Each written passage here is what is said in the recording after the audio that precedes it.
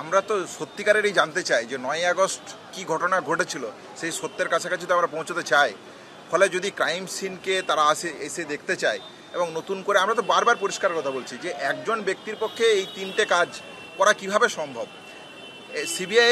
CBI এখনও অবধি যা প্রডিউস করেছে এবং যা পাবলিকলি ডকুমেন্ট অ্যাভেলেবেল, সেখানে এমআইএমবির যে রিপোর্ট, যে 17 জন ডাক্তারের প্যানেলের যে রিপোর্ট, সেখানেও তো পরিষ্কারভাবে বলছে যে অভয়ার মৃত্যুর কারণ থ্রোটলিং এবং স্মুদারিং, এই দুটোর কম্বাইন্ড এফেক্টে তার ডেথ হয়েছে।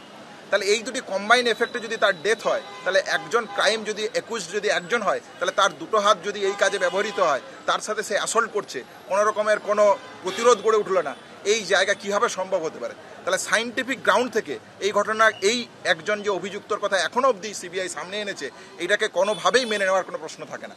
তাহলে সেই জায়গা থেকে যদি নতুন করে রিস্টার্ট হয়, রিইনভেস্টিগেশন হয়, তো আমরা তো চাই তদন্ত হোক। বাবা মার সাথে আমরা পূর্ণ সহমত পোষণ করি।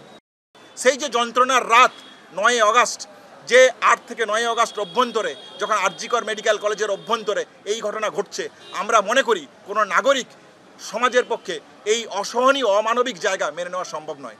সেই জায়গা থেকে আমরা 8ই আগস্টের রাত এবং 9ই আগস্টের সারাদিন, মানে 12টার পর থেকে সারাদিন অবধি আমরা সামগ্রিক কর্মসূচি রাখার প্রস্তাব রাখছি। মশাল মিছিলের মাধ্যমে আমরা আমাদের কর্মসূচি শুরু করছি। এর পাশাপাশি 9ই আগস্ট বিকেল বেলা 5টা থেকে আমরা থ্রেড কালচার, সমস্ত কলেজের যে অবস্থা, সামগ্রিক যে অবস্থা, সেই থ্রেড কালচারকে কেন্দ্র করে আরজিকর মেডিকেল কলেজে ক্রাই অফ দ্য আওয়ারের সামনে, কলকাতার যে মেডিকেল কলেজগুলো আছে সেই মেডিকেল কলেজের ছাত্র ছাত্রী, শিক্ষক শিক্ষিকা, সাধারণ মানুষকে সামনে নিয়ে থ্রেড কালচারের বিরুদ্ধে যে প্রতিরোধ গড়ে তোলা যায়, সেই প্রতিরোধের জায়গাকে আমরা প্রোগ্রাম নিচ্ছি।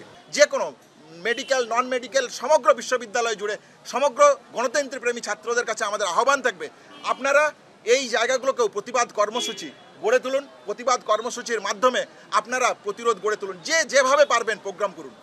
মূল কর্মসূচির জায়গা হচ্ছে যে টাইম অফ অ্যালেজড ক্রাইম, কোন সময়ে এই ঘটনাটা ঘটেছিল, সেটা হচ্ছে 8 তারিখ আর 9 তারিখের মাঝের যে রাতটা 12 AM থেকে 4 AM, এই সময়টাই তো সেই রাত, সেই অন্ধকারতম রাত আমরা মনে করি আমাদের জীবনে। অন্তত ওই রাতটাতে আমরা ঘুমোতে পারবো কোনো দিন, এটা আমরা মনে করি না যতদিন না আমরা ন্যায় বিচার পাই, যতদিন অভয়া ন্যায় বিচার পায়।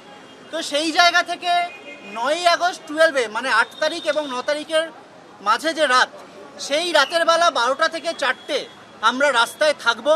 এবং সেই রাস্তাটা আমরা থাকবো, আমরা শ্যামবাজার, যেহেতু তার আগে একটা মশাল মিছিল, কলেজ স্কোয়ার থেকে শ্যামবাজার মশাল মিছিল, এবং তারপর সেই গোটা রাতটা আমরা শ্যামবাজারে থাকবো। এবং শ্যামবাজারে আমাদের প্রতিবাদের বিভিন্ন কর্মসূচি, সেটা স্ট্রিট পেন্টিং হতে পারে, সেটা নাটক হতে পারে, সেটা গান হতে পারে, সাংস্কৃতিক নানা জিনিস হতে পারে, তার মাধ্যমে আমাদের প্রতিবাদটা আমরা এবং নাগরিক সমাজের প্রত্যেকটা মানুষ, শিল্পী থেকে শুরু করে, তারা রাখবেন।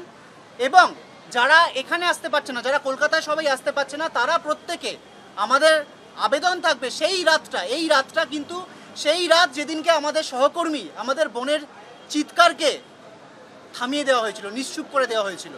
তো সেই রাতে আবার আমরা জাগবো, আবার আমরা মশালের আগুন জ্বালাবো, আবার চিৎকার করব। এবং আগের বছরের যে, মানে দেখুন, আমাদের কাছে মূল হাতিয়ার হচ্ছে স্মৃতি। কেননা এখন মূল রাজনীতিটা কি বলুন তো, ভুলিয়ে দেওয়ার, যে আচ্ছা সব কিছু শেষ হয়ে গেছে, সব কিছু সবাই ভুলে গেছে।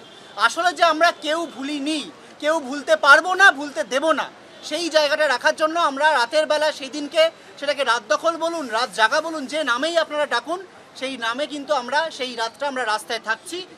এবং সেই স্মৃতিচিহ্নগুলো, যে গ্রাফিটিগুলো গোটা কলকাতা জুড়ে, গোটা বাংলা জুড়ে অথরিটি পরে মুছে দিয়েছে, সেগুলো আবার ফিরিয়ে আনবো আমরা। এবং আমাদের আবেদন থাকবে প্রত্যেকে যাতে এই আবার করে সেই প্রতিবাদের চিহ্নগুলো তারা ফিরিয়ে আনেন। এবং তার পরের দিন, এটা গেল সেই দিনকে রাতের প্রোগ্রাম, ভোরবেলা অবধি আমরা থাকছি। তার পরদিন সকালবেলা রাখি বন্ধন রয়েছে, রাখি বন্ধনটাকে মাথায় রেখে যারা নিজস্ব কর্মসূচি নেবেন সেই কর্মসূচিটা। এবং বিকেলবেলা 9ই আগস্ট শনিবার বিকেলবেলা, এটা আমরা বললাম শুক্রবার রাত, শুক্র শনি রাতের যে মিলনস্থল, সেই সময়টার কথা।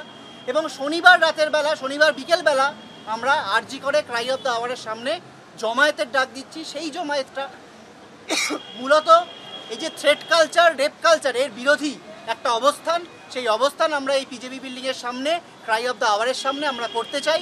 এবং এই দুটি জায়গাতেই আমরা কেবলমাত্র জুনিয়র ডাক্তার বা মেডিকেল পড়ুয়া, ছাত্রছাত্রী বা নার্স, স্বাস্থ্যকর্মী নয়, প্রত্যেকটি শুভবুদ্ধি সম্পন্ন মানুষ যারা প্রথম দিন থেকে এই আন্দোলনে রয়েছেন, তাদের প্রত্যেকে নিজের নিজের মতো করে পার্টিসিপেট করবেন, এই আবেদনটা আমরা জানাতে চাইছি।